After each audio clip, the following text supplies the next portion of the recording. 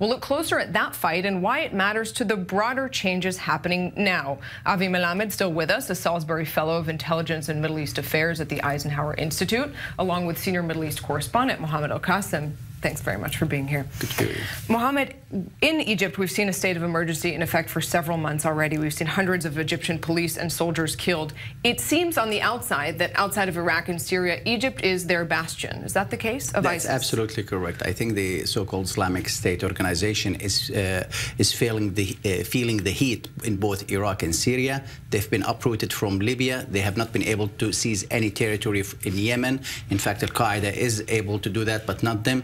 But in the Sinai Peninsula, they have been really doing the things that they've intended to do and causing headaches to the Egyptian government. They're not, despite all the pressure and despite all the military enforcement that the Egyptian army is trying and government is trying to impose on them in the Sinai Peninsula, but they have been causing lots of damage and inflicting damage on the Egyptian army.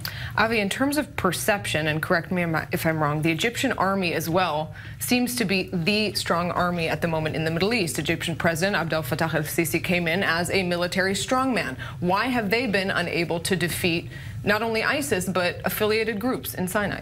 There are different reasons for that. We have to remember something very important. There was a time where it was easier for the Egyptians because ISIS was operating out there, mostly in the area called Jabal Halal, which is the center part of Sinai. The more ISIS operates mostly in the northern part of Sinai, Sheikh Zuyed, Rafah, and this area, one of the major challenges that Egypt is struggling right now is that the terrorists are assimilated within the population. They are operating from within the population. And Egypt is kind of like torn apart between what's the right way to operate, because Egypt wants to avoid a collective punishment on the one hand, but on the other hand to be able to pinpoint those people who are operating from within these massively populated areas. So that presents Egypt with a very significant tactical challenge. By the way, a tactical challenge that Israel similarly was dealing with in the context of the Gaza Strip. So this is one of the major reasons for that.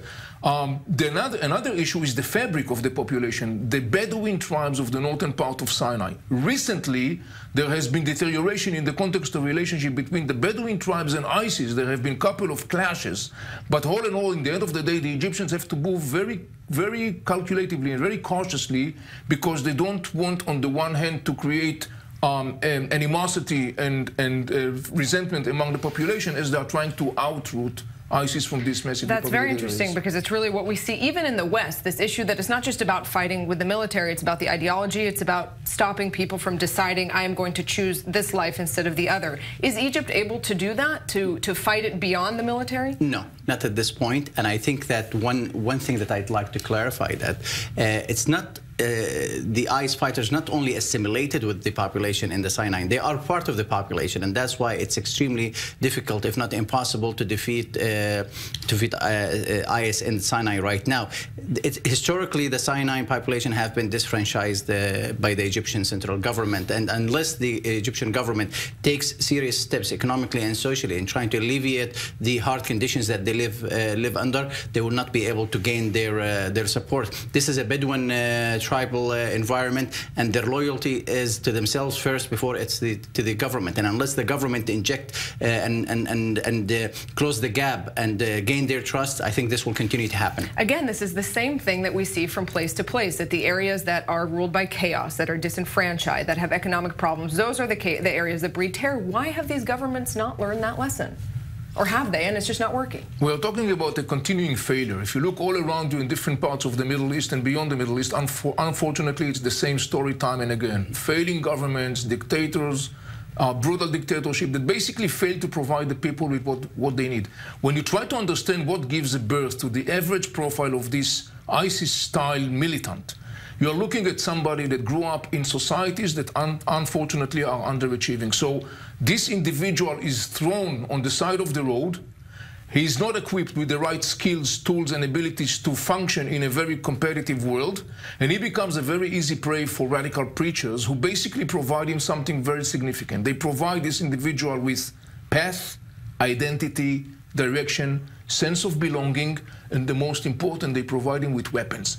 You don't need to graduate university to kill. It will take me 2 minutes to teach you how to kill.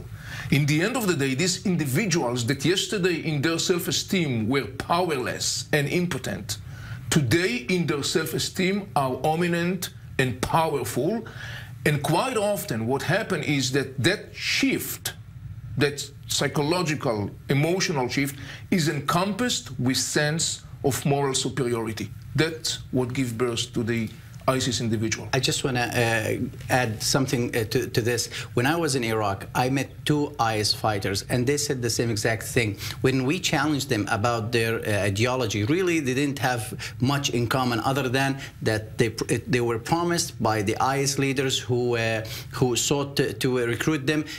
They promised them salaries, and that to them was good enough to join these extremist groups. It's two things that everybody wants in life, meaning and paying the bills. Correct. Mohammed, I want to ask you about the wider context, because if we're zooming back in on Egypt, the Egyptian president for a while has had a war not only against jihadists, but against the Muslim Brotherhood and then against Hamas. That seems to be changing potentially now. Explain why. That's correct. The efforts that President Sisi and the pressure that he was able to exert on Hamas in the Gaza Strip have paid off in the last couple of months. Hamas now is working very closely with him, not because they like his policy or they like what he's doing, but because they have no other choice. Now they're working with him. They've denounced their affiliation with the Muslim Brotherhood through their charter of a couple of months ago, and they said that Hamas is a national movement, and they're in fact helping Egypt, keeping the borders between Gaza and Sinai protected, and stop any infiltration of IS or any other extremist fighters from going in or out of Gaza. Avi, would you trust that cooperation is a long-term solution, that's a helpful way to stop terror? Nothing in the Middle East is a long-term. Right. But I would not be surprised if we'll see in the next coming hours Hamas taking some severe cautions and again measurements again Salafi jihadist affiliated groups operating in Gaza Strip. We have to remember that one of the conditions for the Egyptian rapprochement for Hamas just recently was that Hamas will be much more tougher in its attitude towards the ISIS and the Salafi jihadist affiliated groups. I will not be surprised if we'll hear about arrests and even some other things happening in the Gaza Strip. Early in the year when they've arrested some 800 of those Salafist members. Mohammed Al-Qasim, Avi Melamed, thank you very much. As always, a very interesting discussion, and one that several governments, not only here in the Middle East, should probably listen closely to.